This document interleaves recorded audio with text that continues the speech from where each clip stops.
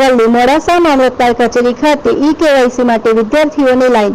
સતત બીજા દિવસે સરકારી પ્રાથમિક શાળાના વિદ્યાર્થીઓ સહિત લોકોની ભીડ। છેલ્લા ઘણા સમયથી રેશન કાર્ડ કેવાયસી માટે ભારે ભીડ। સેવા સેતુ કાર્યક્રમ વચ્ચે મામલતદાર કચેરી ખાતે ઘસારો। સતત બે દિવસથી ધર્મધક્કા ખાતા વિદ્યાર્થીઓ અને વાલીઓ જાય તો જાય ક્યાં તેવી પરિસ્થિતિ સર્જાઈ। શિક્ષણ નગરી તરીકે ઓળખાતા મોડાસા શહેરની મામલતદાર કચેરી ખાતે સર્વર ડાઉન હોવાનું તંત્રનું વર્તન। તો શું આવી રીતે ભણશે ગુજરાત? બાળક સમજનું થાય તે પહેલા લાઇનમાં ઊભું કરી દેવામાં આવે છે, ત્યારે શિક્ષણને લગતા મસમોટા ઉપાડે કાર્યક્રમો થતા હોય છે। એક પણ સ્થળ ઉપરનો નજારો કંઈક જુદો જ હોય તેવો સવાલો લોકમુખે ચર્ચાનો વિષય બન્યો છે। બાબુસિંહ ચૌહાણ, અરવલ્લી।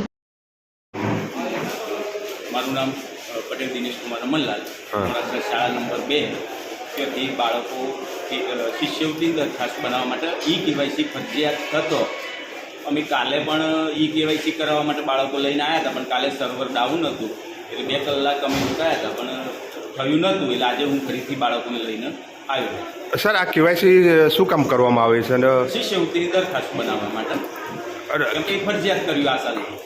અને કેટલા સમયમાં આ કરી દેવાનું હોય છે શિષ્યવૃત્તિ ફોર્મ ભરવા માટે? ફોર્મ ભરવા માટે જેમ બને એમ ઝડપથી અમારે દરખાસ્ત બનાવી દેવાની હોય, તો ઈ-કેવાયસી થાય તો જ એની દરખાસ્ત બને એટલે કરાવી દેવું પડે અમારે। કાલે પણ આવ્યા હતા? કાલે કેટલા સમય આવ્યા હતા અને કેટલા વાગે કરી ગયા હતા? કાલે 12 વાગે આવ્યા હતા અમે અને 2 કલાક રોકાયા હતા, પણ કાલે સર્વરનું પ્રોબ્લેમ હતું એટલે એક પણ બાળકનું થયું નહોતું। અને અમે જાતે પણ મોબાઈલમાં એપથી અમે પ્રયત્ન કરીએ કેવાયસી કરવા, તો કાલે 2 બાળકોનું કર્યું હતું અમે જાતે। તંત્રની બલિહારી જુઓ। આજે સમગ્ર ગુજરાતના સમગ્ર ભારત દેશ સરકારની વિવિધ યોજનાઓમાં આંટીઘૂંટીમાં એટલું હેરાન થઈ રહ્યું છે। આપ જોઈ રહ્યા છો મોડાસા મામલતદાર કચેરી ખાતે નાના ભૂલકાઓને રેશનિંગ કાર્ડ લિંક કરવા માટે, ઈ-કેવાયસી કરવા માટેના કારણો આપી અને અહીંયા બેસાડવામાં આવ્યા છે।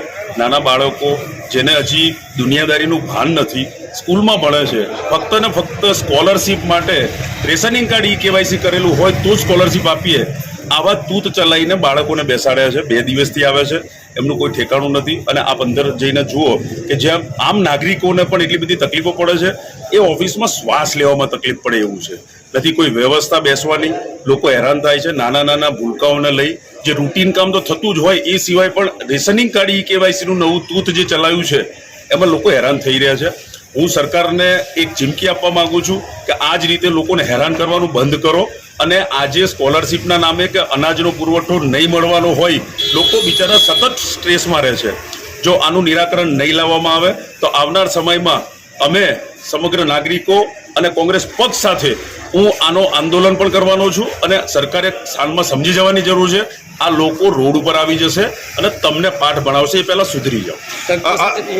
શું કેવું થાય છે? જી, મામલતદાર સાથે મુલાકાત શું કેવું? મામલતદાર સાહેબને પણ મળ્યો, એમને કીધું કે નાના બાળકો ગઈકાલે આવ્યા હતા, 2 કલાક બેઠા પણ સર્વર ડાઉન હતું।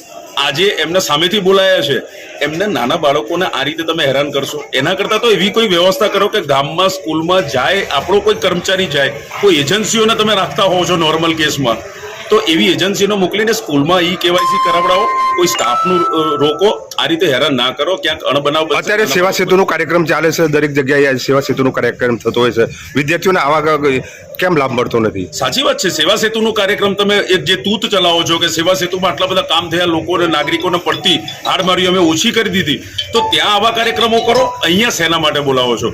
આજે નાના બાળકો મામલતદાર ઓફિસમાં જે રૂટીન જે અહીંના અરજદારો છે એ તો હોય, જેમની સાથે નાના બાળકોને ભીખી ના નાખો, એમને જીવન જીવવાનું બાકી છે।